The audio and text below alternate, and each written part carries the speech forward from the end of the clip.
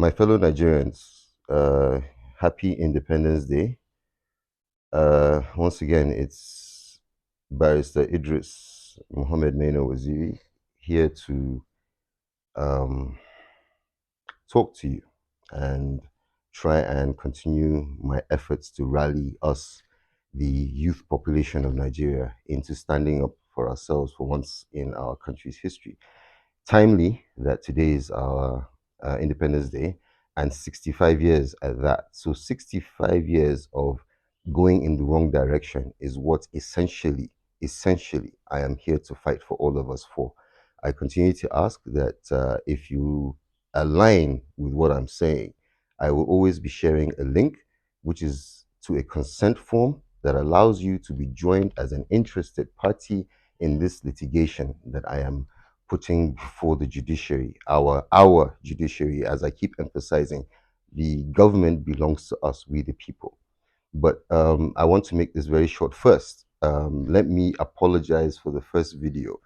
I have been buried in my computer and my constitution for the last 3 weeks or thereabouts, hence the beard. And I wasn't, that really was kind of just I am against procrastination now, so I decided, you know what, irrespective of what the video looked like, I was just gonna send it out because I didn't even use a microphone for that day. But the point is this: they say politics is about money. I'm here to say politics is about courage and ingenuity. Ingenuity that that particular class of politician has so far demonstrated that they lack. Now, I am not here to attack anybody in particular. I am here and this is why I'm actually dressed the way I am today, because I am, in essence, a lawyer. I am not, I am a lawyer who has been forced into politics because nobody else is doing it and nobody else is speaking up to the wrongs that are continuously being done to us as a people. Like I said, Section 14(2)(a), I believe, says sovereignty belongs to us. The government exists by virtue of the constitution that we, the people, have given them. And yet, in this country, it's the other way around. Like I said in my other video, it's like you hire somebody and you give them their job description, which in essence is the Constitution, Chapter 2 specifically. And they say, Oga, you see this thing? Well, dustbin. In fact, you, Oga, go outside and stay in the guard's house because that is now how things are going to be. That abnormality is what I'm standing up for. That correction about what democracy actually is. They say dividends of democracy. We have seen none. We have seen none. So let us be real with ourselves. INEC says there are 90 something million registered voters.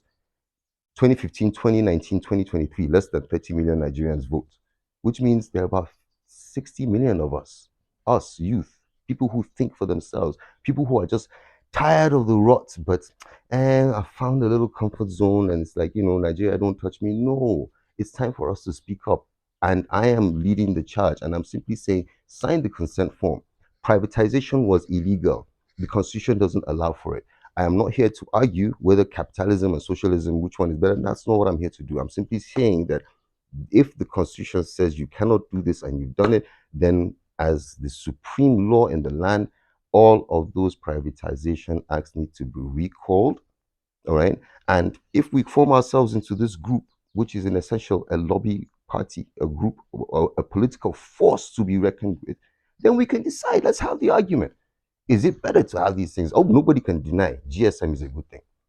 So I'm not saying that privatization hasn't got its benefits. I'm simply pointing out that which so far nobody seems to be wanting to touch because it falls under chapter 2. And we have been told that we cannot argue about anything in chapter 2. Whereas chapter 2 is titled The Fundamental Directives and Principles of State Policy. In essence, it is telling our government its political, economic, and social objectives.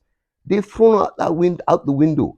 We're supposed to be going like this, and they've been treating us like this since 1999. That's why I said it's after it's PDP and APC that I'm coming after.